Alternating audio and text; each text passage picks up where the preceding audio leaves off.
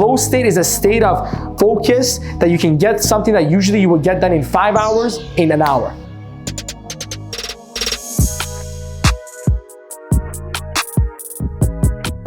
Okay, increase your productivity. Let's talk about that. Is that okay? Yes. Have you ever wondered how it is that we all have the same time in the day, but some people get way more done than others? Yes. Okay, we're gonna talk about why that is. And this is not time management per se. It's actually, it's all the new stuff. Nothing that I talked about in time management, I'm not gonna repeat here. Here's the first thing. Kind of relates back to what we've already talked about, but it's so important. Get clear. Get clear. Get clarity. The main reason why people are not productive is because they don't have clarity in their life. Let me explain what I mean by this. Most people are stuck between who they want to be and who they believe they can be.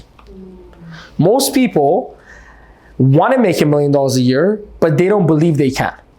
So they're constantly battling between the version of themselves that they want to be and the version of themselves that they currently are. This is why they prioritize their job over their business, even though they know their job will get them nowhere and they know the business will give them the dreams that they want. They prioritize who they are versus who they want to be, and they sacrifice today and the future for the past.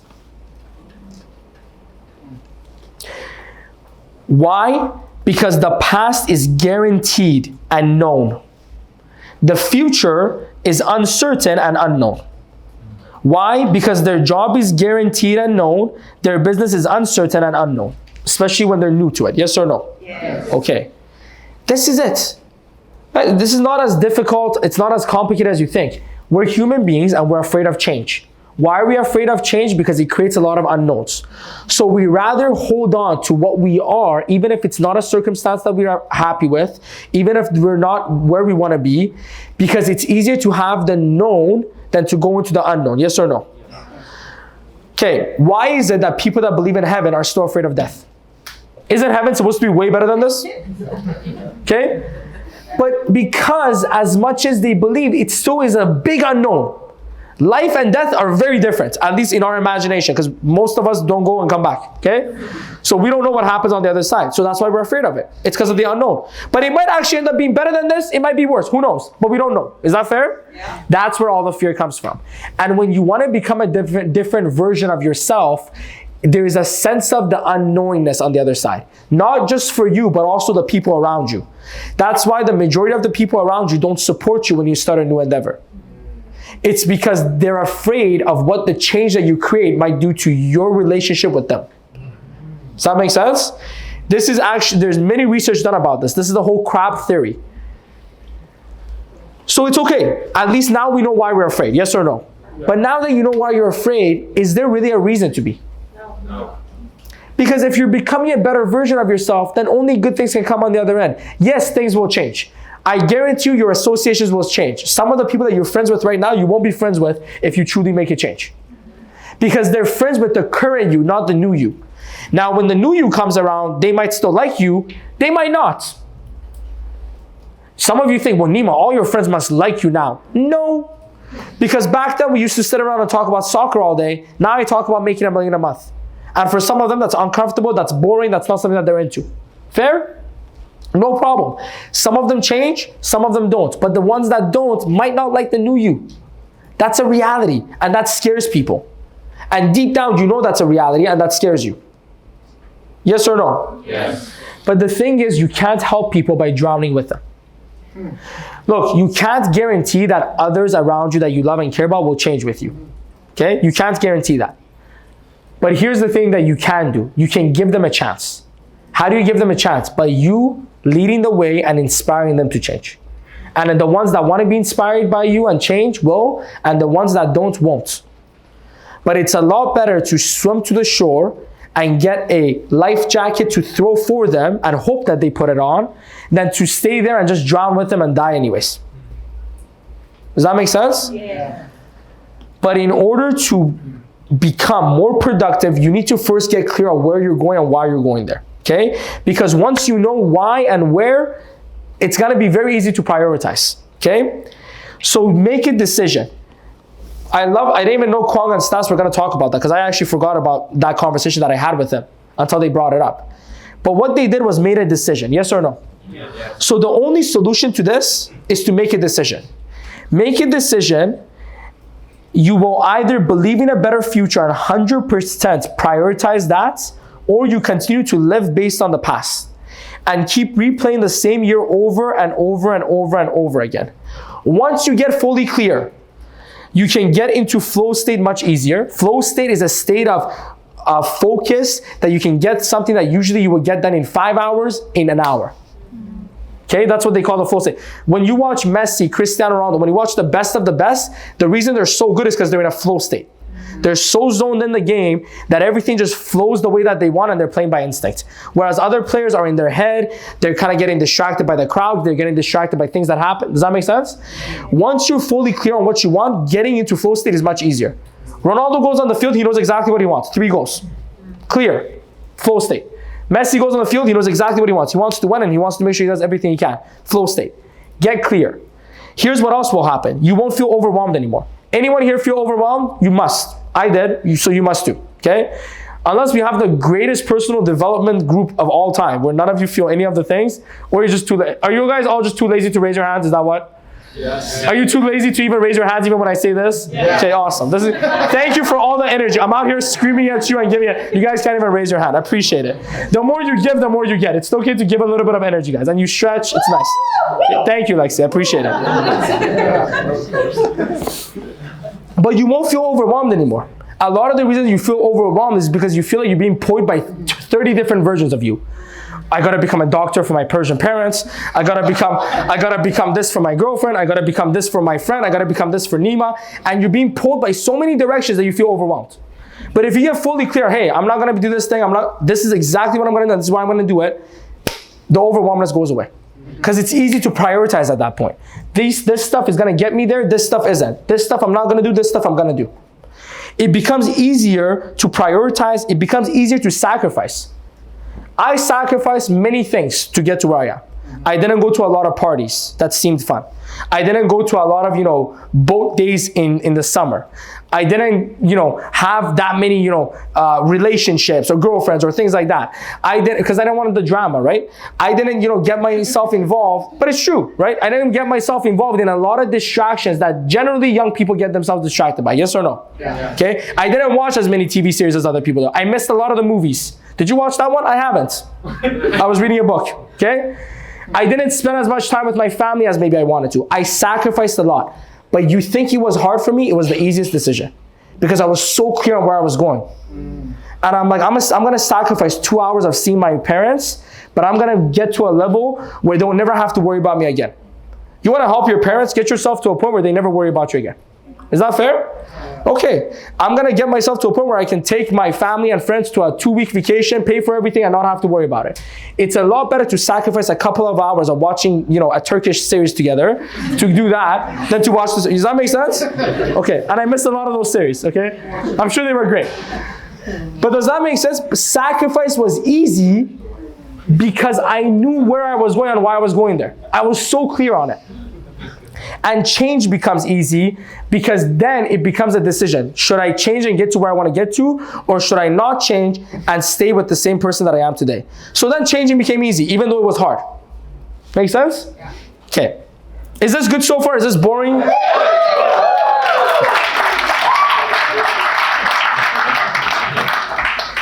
Here's the next thing. Understand and live by the 80-20 rule. Okay. Let me explain something. There's 2 different economies that we're a part of. Have you guys heard of the cash flow quadrant? Yes. I'll make a simpler one than that for you. There's 2 economies that the human beings are a part of. One economy is time and effort economy. The other economy is a result economy. What's the difference? When you're an employee-minded person, which all of us are programmed to be, if by nothing else, the school system, okay? When you're employee-minded, you have developed a thinking that the more time I give to something, the more money I'll make from it. Yes? So you assume that if I put in more hours, I should get more results. That's not actually true. Okay? But that's the time and effort economy, where you believe if I put in more time and I put in more effort, I should get more compensation. Not true. Not true at all.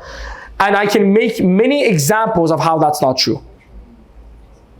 Because you can take someone that works 16 hours a day and they're making, let's say they're making 10,000 a month, and then you take a keynote speaker that speaks for an hour and gets paid 250,000.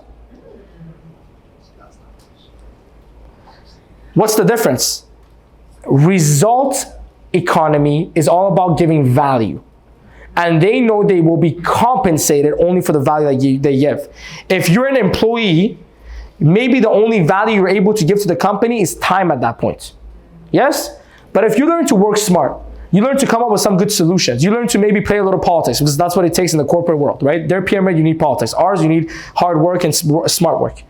But let's say you do that, then you can go up to the manager position. You can go up to the CEO position, yes or no? Yeah. By the way, once you become a CEO, they're not gonna pay you anymore for the amount of hours. They're gonna pay you for the amount of the amount of growth that the share in the company has, yes?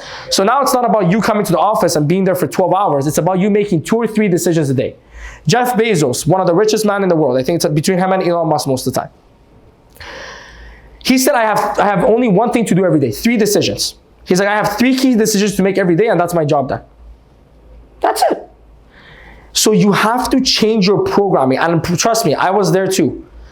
And the reason I was able to exponentially grow my business and go from making 10,000 a month to $1 million a year, now to 100,000 a month, is because I stopped doing work just to do work. And I started to work smart and hard, which got me that result. Meaning I sat there and I said, look, I'm already working 12, 14 hours a day. How the heck am I gonna 10x my income? Sorry, not 10x, basically 100. 10x my income per month, I should say, yeah. 10x my income per month when I have no more hours to give. If I'm already working 12, 14 hours a day and I'm making 10,000 a month, you think me working 16 hours is gonna make me 100,000 a month? No. Does that even make, no. So then I came up with new strategies. And the people that were here with me back then, Roman, Lexi, Vikas, I can name more and more, Puya, there's so many people that were with me from the Aneda. We started to change our systems. I brought in new training systems. I brought in new fast start systems. Yes or no? So then the hard work got coupled with smart work and more value, and that's how our business blew up. So if you want to become a successful entrepreneur, you will not get there by just working hard. Sometimes actually working hard will distract you from working smart. So you need to go from the time and effort economy and sign up for the result economy. Make sense? That's how, when I came back in the business with 2 invites a day, I had a full calendar. I hit my 50K watch in 6 months. 1, my skill set was very high, so I didn't need to put in as much time to get the results. But 2, I was focused on how many meetings I was booking, not just how many invites I was doing. Does that make sense? Yeah. Okay. Now let's talk about what the 80-20 rule means. All right, only 20%. So this is what the 80-20 rule means. Only 20% of the things you give time and attention to get you 80% of the results you want. Meaning 80% of what you give time and attention to is only getting you 20% of your results. Did you get that? 20% of your activities will get you 80% of your results in anything that you do. So that means the other 80% is only getting you how much of the results? 20%. So logically, we should be spending 80% of our time on the 20% of activities. Would you agree? Yeah. Yes. But what most people do, and we all fall in that trap at some point, the reason many people struggle is because they give 80% of their time and attention on the 80% of activities that only produce 20% of the results. So that's why they are always busy and tired, but are making almost no progress. You ever felt that you're working hard, you're getting tired, at the end of the day, I gave it so much, but you're not getting anywhere? Most likely because you're actually spending 80% of your time, energy, and attention on 80% of activities that are only generating 20% of the results. Does that make sense? Yeah. So look, if you want to become fit, there's a lot of things you could do, yes or no? Yeah. There's a lot of different, but only 20% of the exercises will actually, and the diets will get you 80% of the results. The other 80% will only get 20% of the results. Does that make sense? Yeah. Yeah. And you could apply this to literally every single area of your life. Every area. You know, in your business, 20% of your team members will generate 80% of your results. 80% of your team members will generate 20% of your results. If you work for a company, look around your team, okay? In your company, 20% of the employees are generating 80% of the productivity. 80% of the employees are generating 20% of the productivity. Okay? This is not something I came up with. This is a research that has been done for many years. They teach this in MBA schools. They teach this in business. It's very well known. But many people are not taught this, so they're not aware of it. But you need to really figure this out. Figure out what your goal is and what are the 20% activities that will get you there faster. That's why we always say in anything that you do, there's only 3 to 4 things that are going to generate all the results. That's the 20%. Okay? You have to discipline yourself to go fully in that 20%. That means 80 to 100% of your time and effort. So let me give an example for our business. When we're talking about this concept, you have to understand that in our business, there's only a few things that are going to get you results. Invites, follow-ups, and running meetings. These are the only 3 activities that will bring you new clients, that will bring you new team members. That's it. Admin work doesn't make you money. Make sense? Talking to your team members who are barely committed, who never come, who you have to convince them all the time to do things is not going to make you money. Make sense? Sitting there worrying about what that client or that team member is going to do and how you're going to convince them is not going to make you money. So there's a lot of things you can do, but only 3 that make you money. Meetings, follow-ups, and invites. That's it. Once you generate a lot of team members, okay, coaching your team members can be added to it. But that's where it ends. 4 things. That's it. That means as soon as you can afford it, you should hire an admin person. So you can stop putting time and attention in that 80% activity. Right? And by the way, here's the next level. You think I still do as many personal invites and follow-ups as you guys do? Not a chance. I don't even have the time. Guess what I've done? I built a business where now the inviting and following up happens in my team, so then I just run the meetings. That's what was happening a year ago, right? 7 months ago. Where now after 6 months of being in the business, let me give you the actual numbers, guys. After 6 months of me being in the business, I stopped doing invites and follow-ups on a regular basis because I had so many meetings from my existing team members that I didn't have time to do 10 invites a day. So I would still invite and follow up as I went, just like I still do now. When I go shopping, I invite people that I meet, right? I'm like, if I'm gonna spend money, I'll make money, okay? So what happened? I delegated inviting and following up to my current team members and I just ran meetings. And then there became a time where I had so many people running meetings. This happened about 7 months ago, where I started to delegate even the meetings. So I'll go to, let's say, Harry Rosen, and I'll spend $3,000 on clothes, and I'll invite the person that's selling it to me, but I won't run the meeting anymore.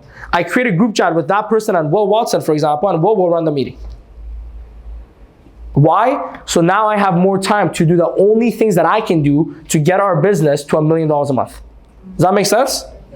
Because your 80-20 has to change as your business grows and as you grow. And you can apply this to athletes. Go watch Cristiano Ronaldo when he was starting out. He did everything. Tricks, ran in. As his career progressed and he became smarter, he only did one thing, score goals. He wasn't dribbling as much, he was passing. A lot of people talk about Messi walking around a lot. Yes? Because Messi sat down and was like, what's my 80-20 at this stage? I'm the best shooter, I'm the best passer, I'm the best dribbler on the team. Why do I need to defend? So he's like, I'm gonna conserve my energy and walk around when everyone else is defending because I'm gonna put 100% of my efforts in my 20%, which is get the ball, dribble, pass, shoot. And he became the greatest player of all time. And he's a billionaire, and you guys know exactly who he is, even if you don't watch soccer. Because he went all in his 20%. Does that make sense to everyone? Yes. Okay, so if it applies to everything, you just gotta get creative with it. I actually did a training for our MDs and SMDs, and I broke down at every stage what your 80-20 should be. If you guys want, if you think you'll benefit from it, I can do a training on that for all of you as well. Okay? Yes. Doesn't sound like you guys want it, so it's okay. Okay. But this is a very important concept. And once you understand this concept, you realize you have way more time in the day than you actually think you do. Does that make sense? Let's say your goal is to become more fit. When you go to the gym, most people, what do? They work out 30 minutes, they talk to their friends and the people at the gym for 20 minutes. Let's be honest. I'm that person. If you took out that 20 minutes and just did 50 minutes of workout, you know how much faster you would get results? Because that 20 minutes compounds every single day, by the way.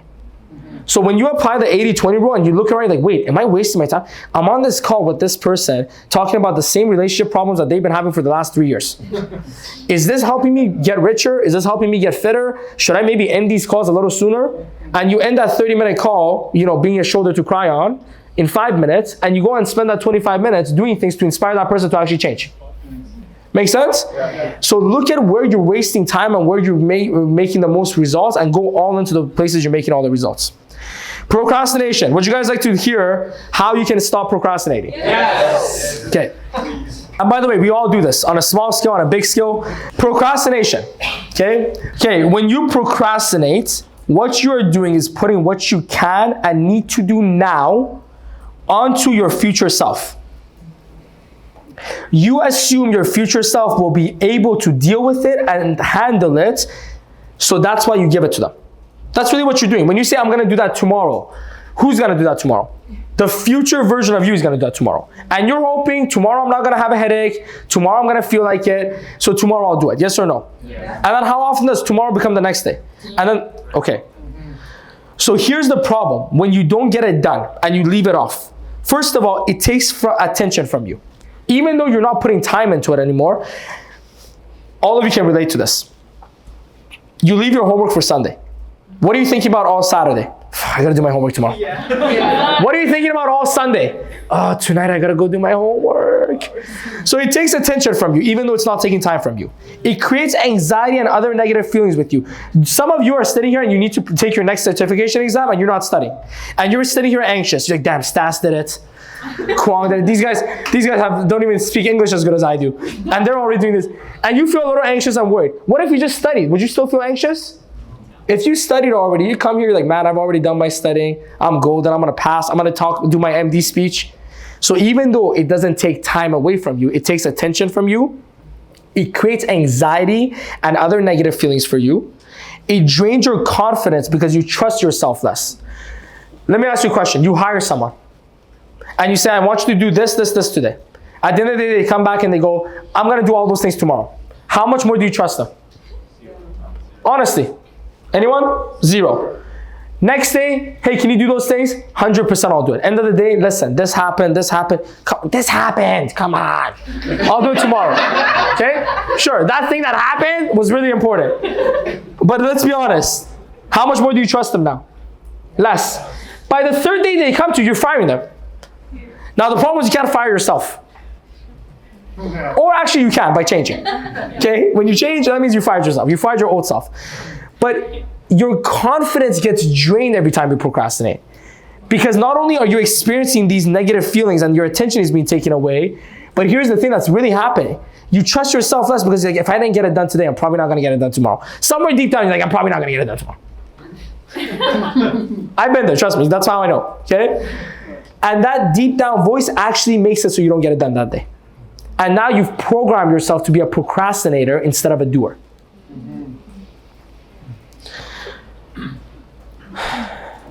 When all the apps on your phone are updating at the same time. Have you guys noticed when all of a sudden Apple goes nuts and all your apps are updating and you're trying to go on Instagram but it's updating? Okay? If they're all updating at the same time, how well does your phone function in that moment? It glitches out, it's weird, it's lagging, right? And how fast does each app actually end up updating? Very slow. So you end up going and pausing the apps that are updating. You do this. So your Instagram updates faster so you can go check your friend's story who is doing nothing with their life just like you, okay? Just kidding. We're all there. We've all been there. I've been there too. I'm just kidding. I'm trying to get your attention. Don't get offended. Don't hurt me, okay? It's gonna be fine. Okay, but we've all done that, okay? Let's be honest. What about when they update independently though? When they each update independently, how fast does that happen? Boom, boom, boom, boom. Yes or no? Yeah. Okay. When you procrastinate and leave a lot of things off, you're like that phone that's updating all its apps at the same time. So nothing gets done. You kind of glitch out in the day, right? You become a little weird, socially anxious, right? All these things happen because there's so much going on and you're so overwhelmed that you can't be here. It's hard to be in the present moment when you're all in your head because there's so much that you need to do that you're not doing. Yes or no? Yeah. Okay. So the only way to overcome this is to get in the habit of doing it now. You got in the habit of procrastinating so you can get in the habit of doing. You weren't born a procrastinator. You didn't stay in your mom's tummy and go like, I'll be out in a minute. Can I come out tomorrow? It's nice and warm here. I don't know what's gonna happen. You guys seem weird. I don't like your coats, Did that happen when you were a baby? I'm assuming you came out as soon as you were ready to, yes? I don't think you procrastinated on it. Maybe some of us did, but hopefully not. But you weren't born a procrastinator, yes or no? You developed the habit. You didn't go, yeah, I could start walking, but I'm gonna do it next year. I could say, Mom, I'll do it tomorrow. I'll say Mom tomorrow. She'll like it when I say tomorrow. She'll be ready for it. You don't procrastinate when you're a baby. You just do things because that's what you're designed to do. You become programmed and you get in the habit of procrastinating. So if you can get in the habit of doing something, you can get out of that habit too. Yes or no? Yeah. Okay. Aren't there people that get addicted to certain things and then they stop being addicted to them? Yeah. So you can stop being a procrastinator as well. So what I wanted to do first was to let you know why it's important to stop procrastinating. Because sometimes, because we don't know the damage, we don't take it seriously. The second thing is you got to make a decision to stop procrastinating. That's actually my only solution, by the way. If some of you are like, whoa, tell me exactly how to stop procrastinating. Just stop. As soon as you come up with, as soon as you know you have to do something, just do it then. And by the way, when you do it with brushing your teeth, it's easier to do it when going to bed on time. When you stop procrastinating on the little things, it becomes easy to stop procrastinating on the bigger things as well. Because then you become someone who's a doer. So you get in the habit. So then what happens is what happened to me.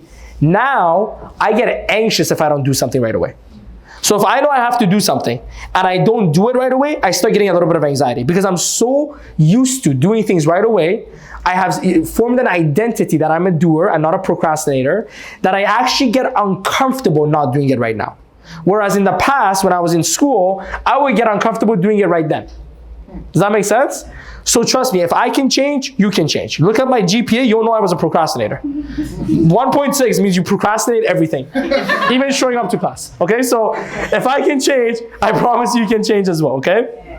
Now, here's the next problem. You're deluding yourself. A lot of people procrastinate because they're perfectionists. You're not.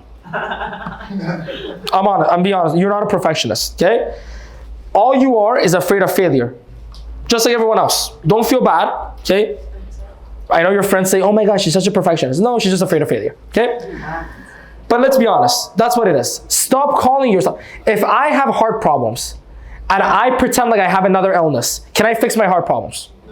If you pretend like you're by the way, doesn't perfectionist sound nice? Yeah. To me, perfectionist sounds good. If somebody calls me a perfectionist, I think it's a compliment. Yeah, I always want to be perfect. That's what I think, right? So why should I change something that's good? Honestly though, if people call me a perfectionist, I'm assuming they're complimenting me. Why would I change something that's good?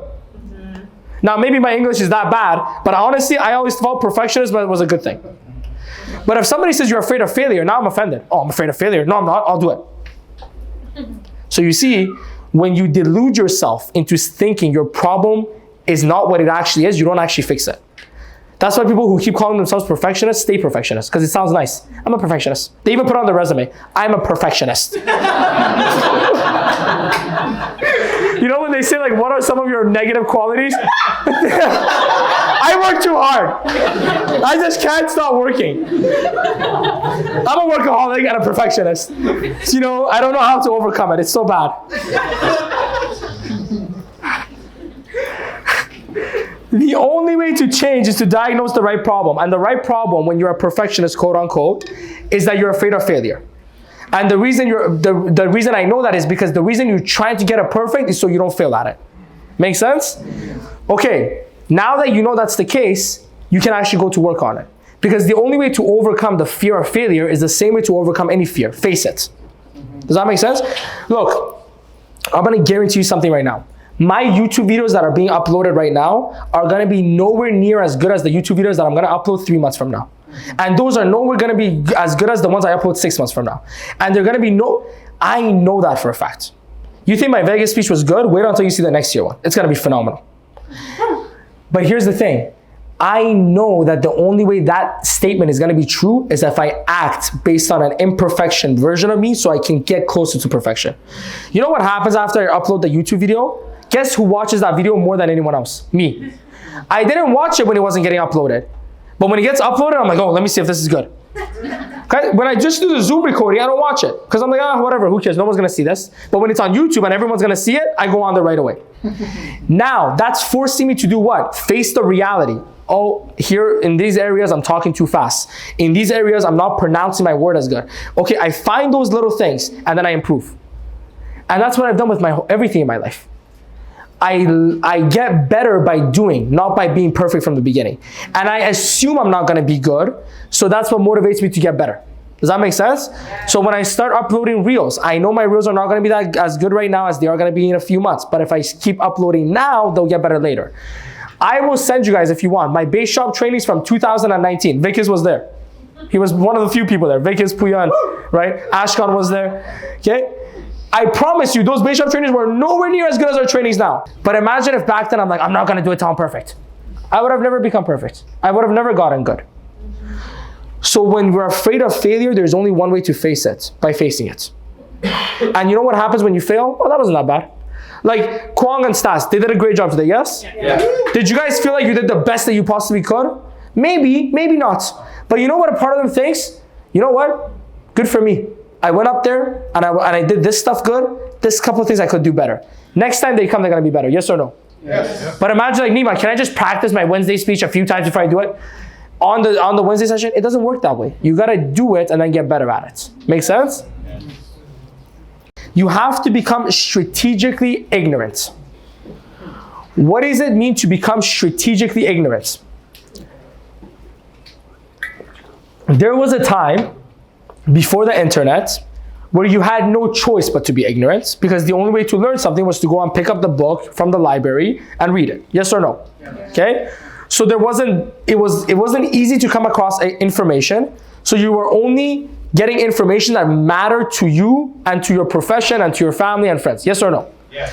But then the internet came, which brought with it a lot of information, which brought with it a lot new innovation, which brought with it a lot new progress, a lot of good things. But it also brought one bad thing. We became addicted to receiving information. That's called being addicted to receiving a lot of information. But 99% of it is useless, to you especially. Like, people get crazy about politics. When has your point of view on politics ever actually changed anything in the world? Because some of you are like, I'm gonna share this thing by Trump, and this is what's gonna tell all these people what's up. Did it? Or did a bunch of people just unfollow you? You just lost engagements, you know?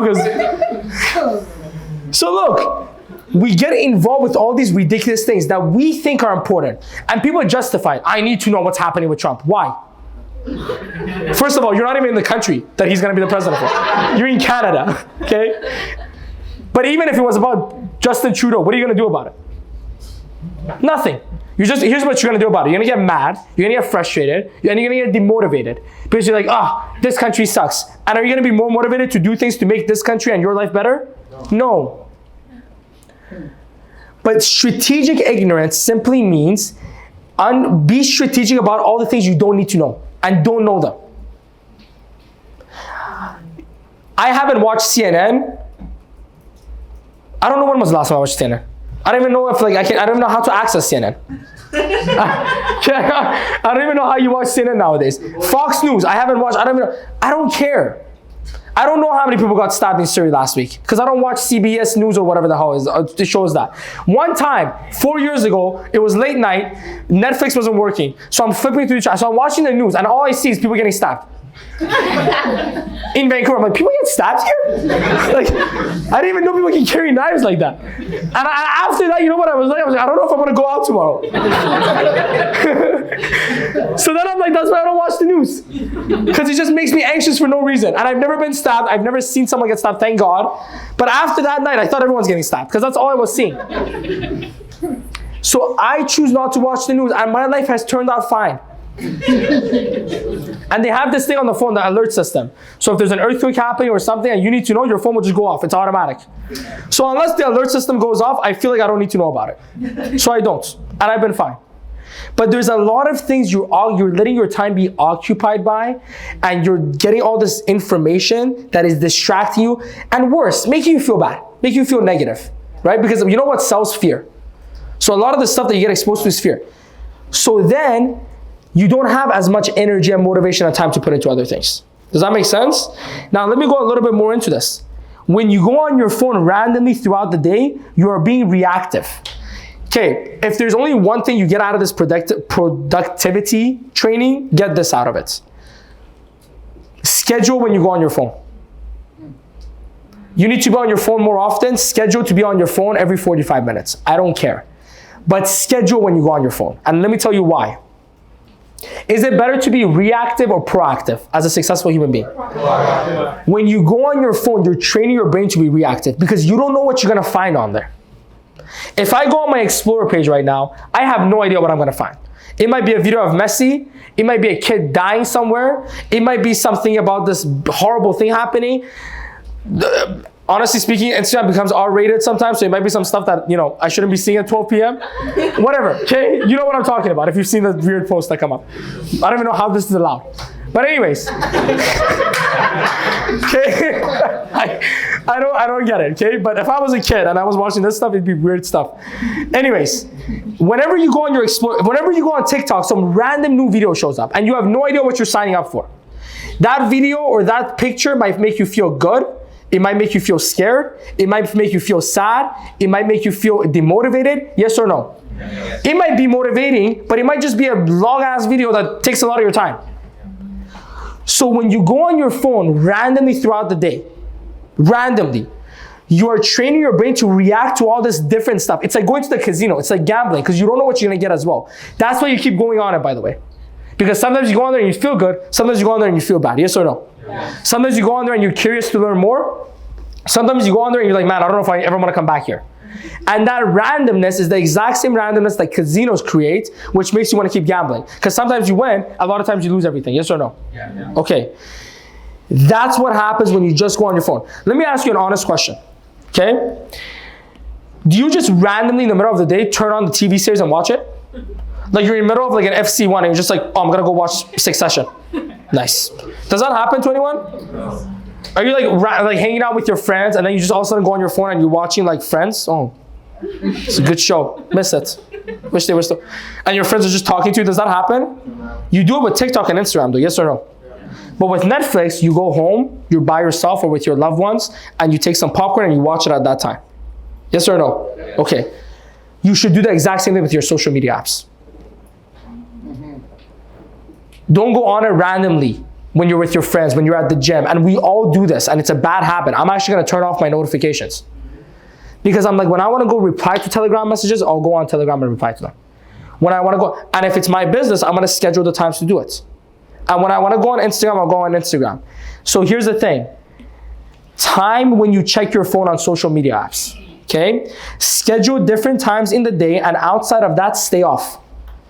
Again, if you're someone who needs to be on there more often, like in our business, every 45 minutes, schedule 15 minutes to be on your phone. But not on anything on your phone. What are the apps that make us money? iMessage or regular message, depending on your phone. Telegram, maybe WhatsApp.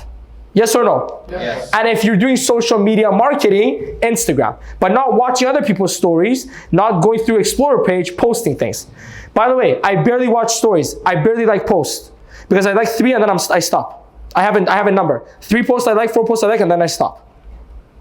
I use social media. I don't get used by it. So once I do my post, if I do it, I have a social media partner that's helping me post all the stuff, so I don't even need to post it. But if I go on there to post a story or share a story, I do that and then I'm off. Because I don't want to be used. I want to use. Does that make sense? Okay. Then, just like with Netflix, once your work day is done, you want to go on TikTok and scroll and watch all the funny dances? Do that. Okay, but you do that at the same time you do your Netflix, right? Which is when your work is done, when you're away from your friends, and when you're by yourself and you have nothing else to do and you're bored and you want to maybe cool down a little bit. Yes or no? But other than that, does it make sense to be on there? No. But because we're addicted, we're just used to going and opening it. When the World Cup was happening, I was so used to checking on Argentina that even after World Cup, I kept just going on my phone and Googling Argentina. I'm like, what am I doing? Like, I mean, why am I? There's no matches happening. But it becomes a habit, so then we just automatically do it. Hope you all enjoyed the session.